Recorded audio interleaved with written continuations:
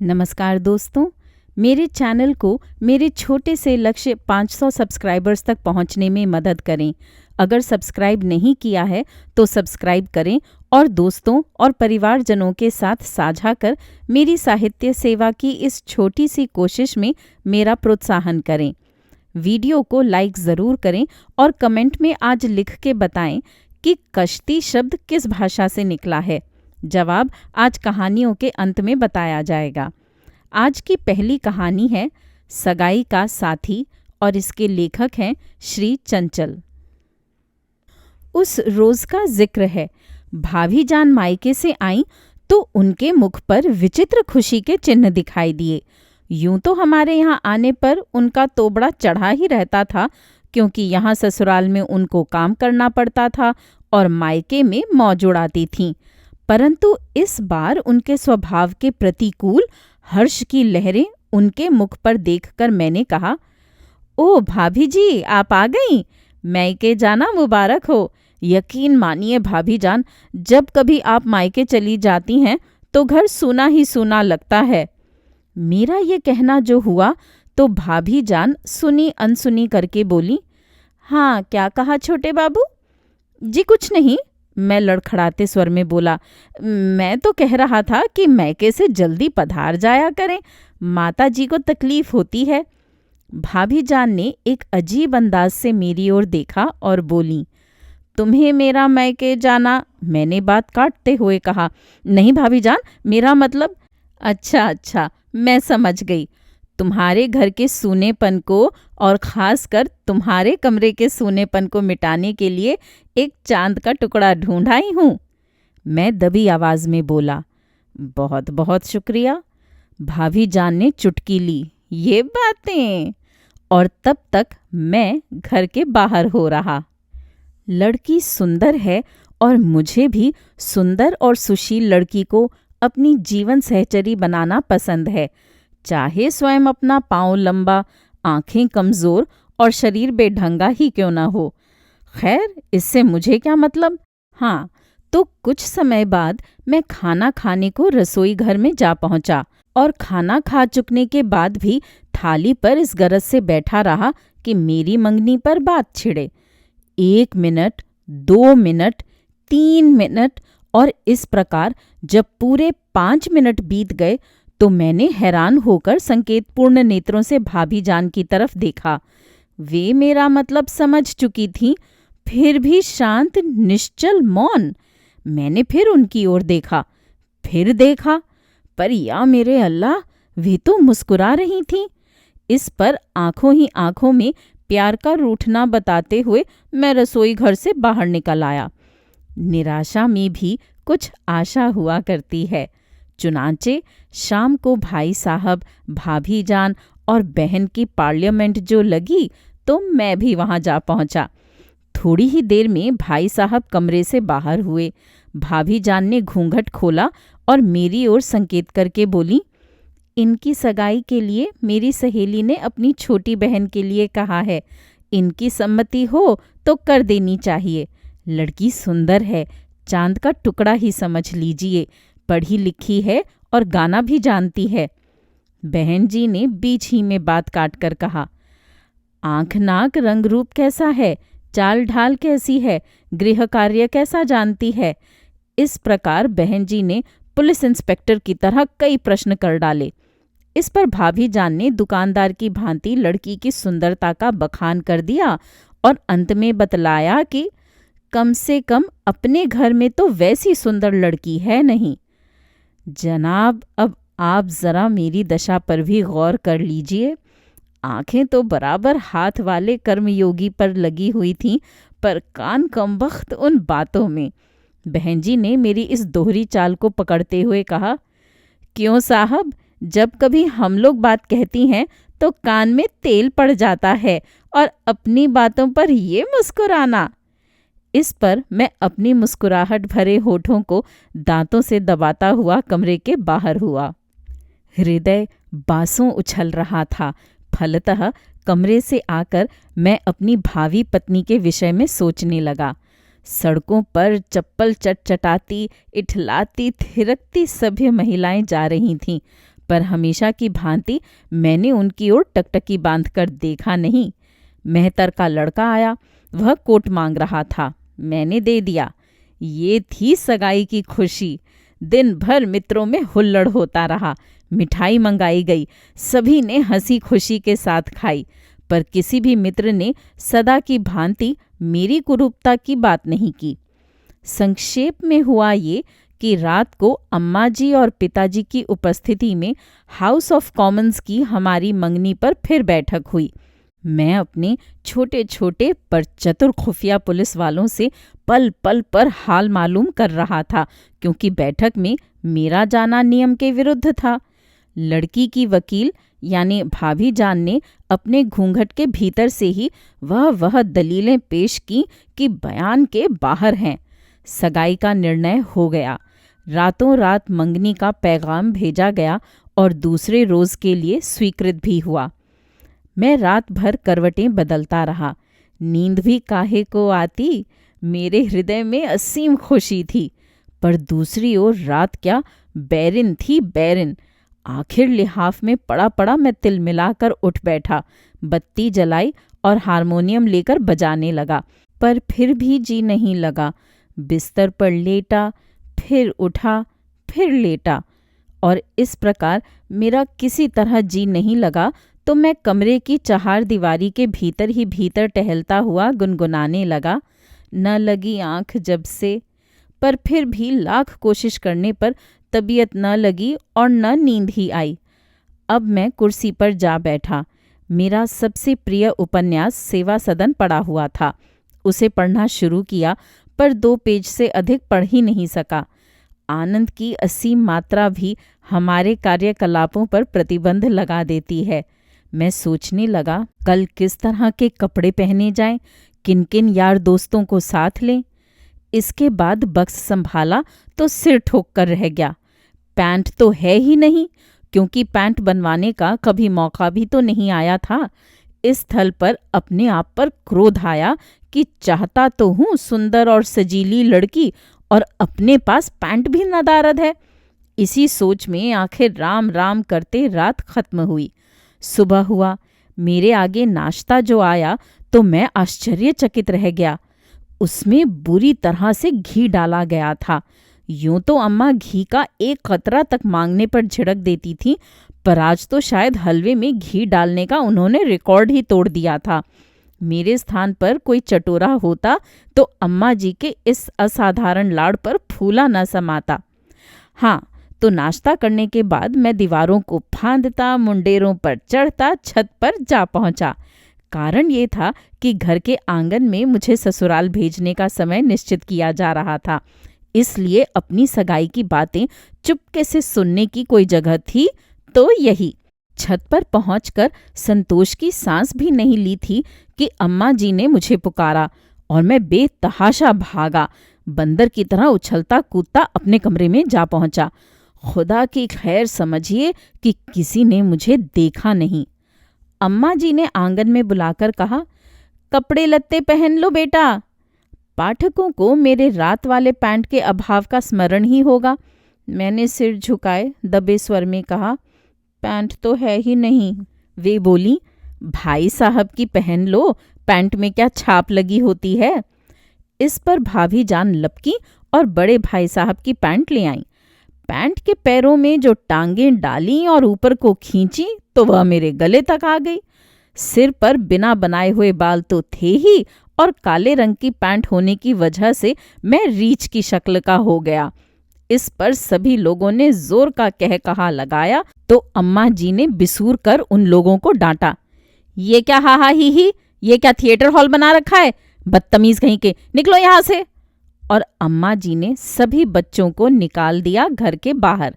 सच पूछिए तो मेरा दिल लोगों की इस असभ्यता पर जल भूनकर भरता हो गया। और ईमान की बात तो ये है कि इसी तरह 4-5 पैंट पहन पहन कर मुझे उतारनी पड़ी। कोई छोटी थी तो कोई बड़ी। अंत में अपने एक मित्र की ढीली सी पैंट कुछ ठीक बैठी।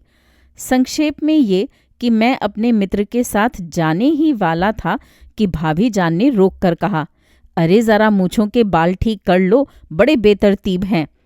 इस पर सभी लोगों का ध्यान मेरी बढ़ी हुई मूछों की ओर गया। भाई साहब ने कहा वे कर्जन फैशन की बना देंगे, पर मैंने इस प्रस्ताव को रद्द कर दिया।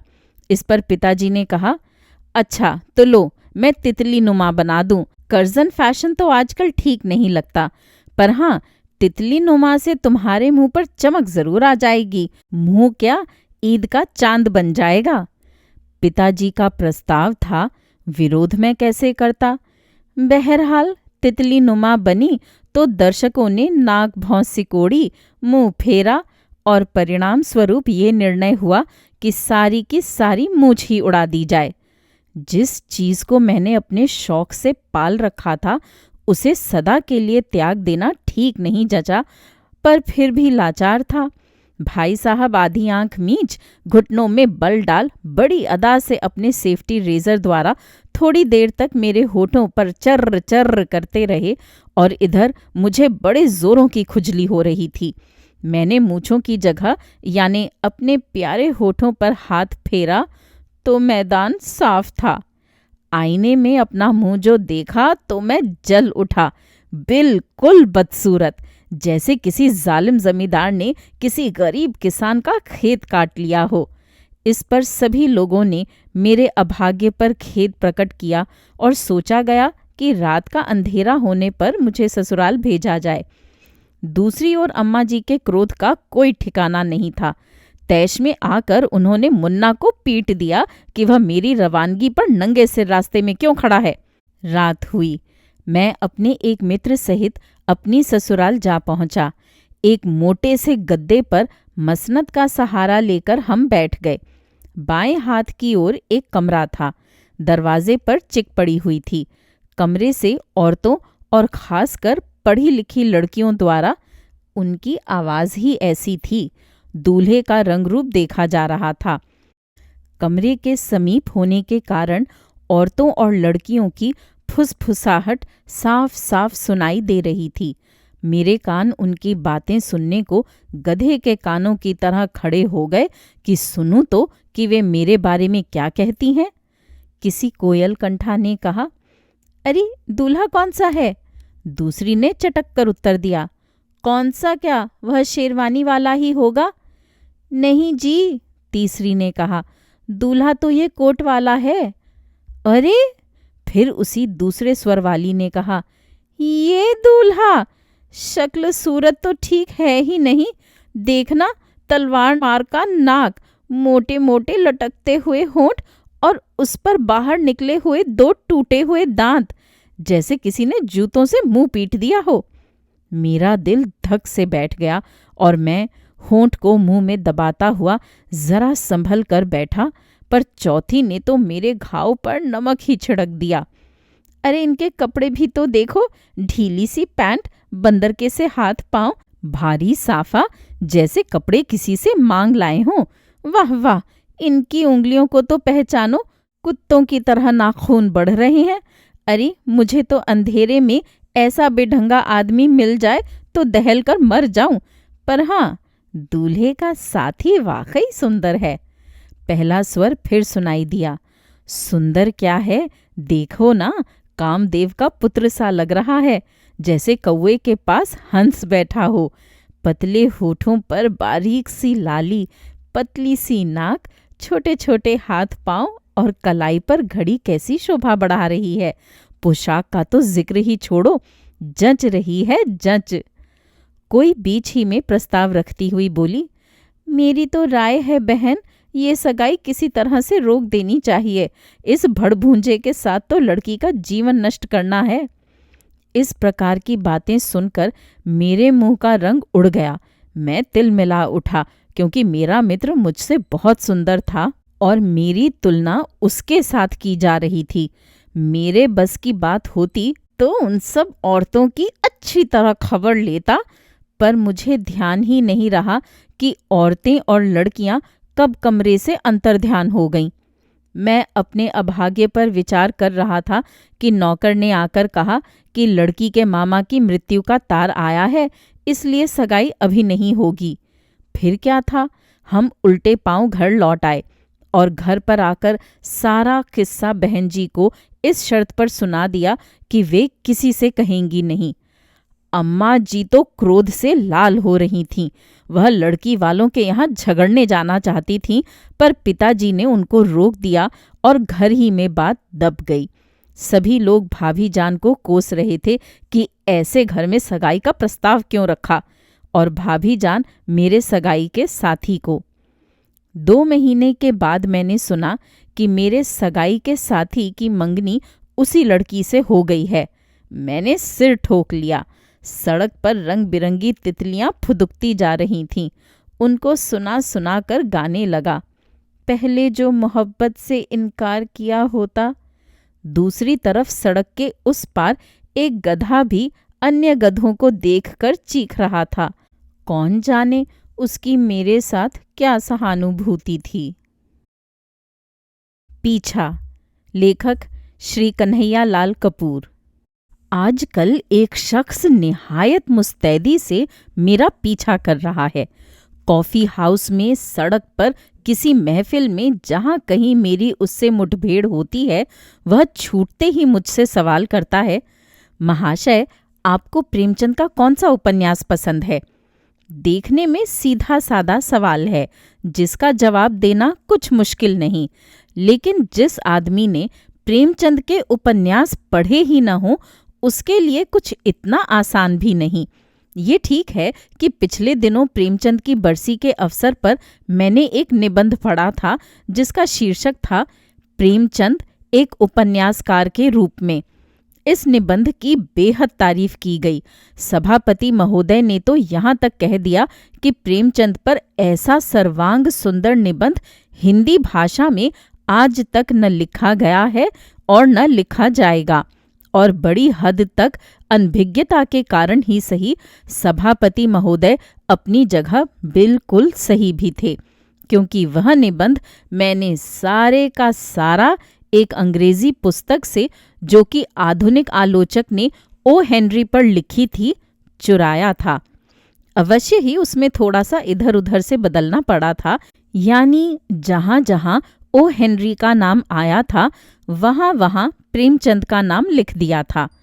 उस सभा के खत्म होने पर मुझे वह आदमी मिला और मुझे बधाई देने के बाद उसने कहा, मैं पिछले 15 वर्ष से प्रेमचंद पर एक पुस्तक लिखने की चेष्टा कर रहा हूँ। मैं इस विषय पर आपसे विस्तार से विचार विमर्श करना चाहता हूँ। मैंने साधारण शिष्टाचार का प्रदर्शन करते हुए कहा, बड़े शौक से, आप कभी मेरी कुटी में पधारिए। लेकिन जब कुछ दिनों के बाद वह सचमुच मेरे मकान पर आ धमका तो मेरे होश उड़ गए।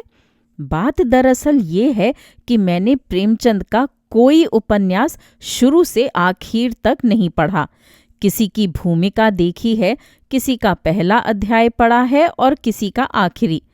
खैर, उस दिन तो मैंने उसे ये कहकर टाल दिया कि आज मुझे जुकाम है, और जब जुकाम हो तो अच्छी चीज़ भी बुरी लगती है, चाहे वह प्रेमचंद की कहानी ही क्यों ना हो।